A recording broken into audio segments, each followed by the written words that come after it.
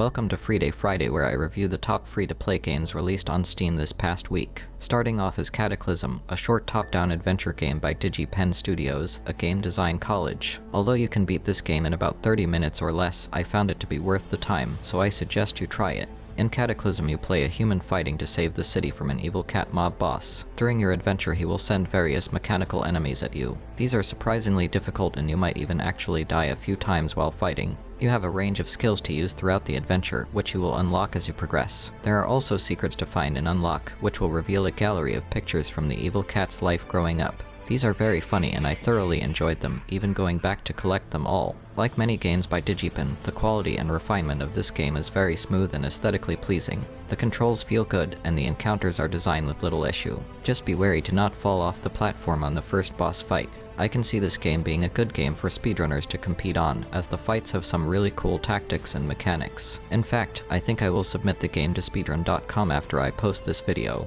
One aspect of the game I don't like is that the enemies hit very hard, so making one mistake is okay, but 2 or 3 and you're done for. Additionally, the melee attack is very risky to use, as you will most likely be hit in the process of trying to swing. Lastly, the gun mechanic, while the most useful weapon damage-wise, can be somewhat tricky to use effectively due to the overheat gauge locking it out for a few seconds. I suppose in this case I should just get good. Overall, I still highly recommend CatAclysm. Forced Sacrifice, HEJLED, is a strangely relaxing game that falls in the gunless avoidance shmup category of games. In it, there are 2 modes, Maze and Survival. The difficulty levels change how many checkpoints and enemies there are. In Survival mode, you can set each element in play. I don't recommend setting everything to 10 though, as this makes the game literally impossible. Still, I think you should give this atmospheric game a try. Trust me, you'll be playing it for hours. The Pulse of Evil is another short top-down adventure. In this one, you play an endless series of adventurers delving into the depths to vanquish the 5 hearts and the mind of evil. Along the way, you will encounter 3 kinds of enemies: scorpions, zombies, and buff zombies. This game has a lot of achievements and even a built-in speedrun timer. In fact, there are a few people who have already posted speedruns on YouTube, although there isn't yet a speedrun.com category. I suppose I should make one. One aspect of this game that I really like is that you get infinite lives in the form of new adventurers who audibly mourn the loss of their comrades. What I don't like is that when you drop everything on death, the loot is often not spread out well, and can even get lost inside of walls. Overall though, I definitely recommend giving this unique game a quick try. If for no other reasons than to play with the unique inventory system, get a bunch of easy achievements, and maybe get yourself a spot on speedrun.com. Ashes to Ashes is a surprisingly long and well-storied game about a person who got killed. Your goal is to go find the man who killed you, using a unique arsenal of magic bullets. While you can set up the magic bullets in each slot of your choice, I recommend just cycling between the 3 in order of fire, ice, and ground. The game has very few issues and a lot of nice benefits. The environment is beautiful, well-crafted, and gives a real sense of scale on your journey. The memory function, a core aspect of the game, tells your character's story in a welcoming and immersive way. You can even freely walk around during memory sequences. The combat itself is also quite fun, allowing you to kill enemies by destroying the environment or shooting them directly. While there is a lock-on feature, I didn't find it necessary to use. Enemies do hit quite hard, especially when there are multiple of them. That said, they have a high chance of dropping a heal skill replenishment soul on death, so don't feel the need to reserve your heals. There are a few small downsides to the game, which mostly only appear if you try to leave the beaten path. On the off chance you get soft-locked, you can always go back to the main menu and level select. Normally I would make this review as long as the trailer, but I should warn you that the trailer contains spoilers. So for this video, I've taken out the bit showing the end boss and much of the beginning dialogue.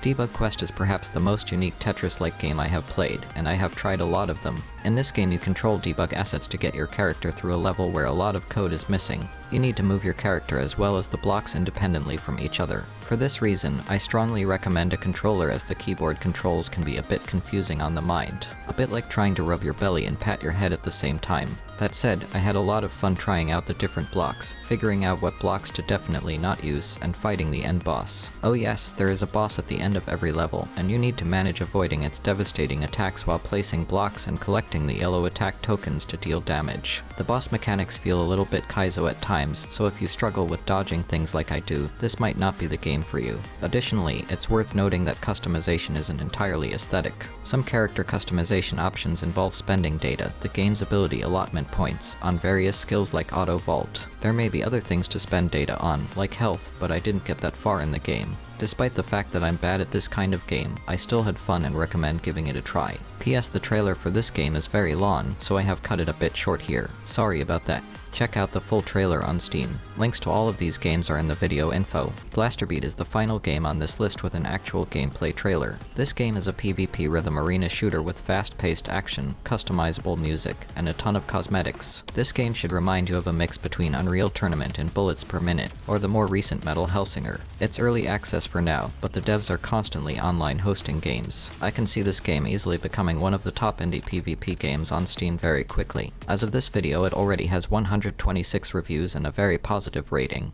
And finally, we have our honorable mention. Undawn is a new MMORPG that is out on both Steam and mobile. The combat and open-world content, dungeons, and PvP battlegrounds all feel well-paced and fully immersive. In this game, you will always have one hand on the trigger ready to defend yourself from danger. The base building is somewhat lackluster, but you can have clan plots of up to 80 players with partially shared bases, at least according to the cinematic trailer. The mobile experience and PC experience differ slightly, mostly in the controls and the UI. On mobile, touchscreen is king, while on PC there are actual customizable keybinds like a proper PC game. This isn't just a PC port of a mobile game, but a game with both platforms in mind. I'm playing on server 1002 Val Encantado. I'd like to make a clan, but I need a few people to start one. I hope you'll come join me. I'll have a link at the end of this video and in the description with my full first impressions VOD of Undawn. Go check it out, and that's it for this week's Freeday Friday. I didn't include 2 games due to lack of active player base or lack of polish. I will try to always include at least 5 games and at most 10 games for Freeday Friday videos, unless less than 5 games are released that week. Like and subscribe if you'd like to stay up to date with more new free games on Steam as they come out.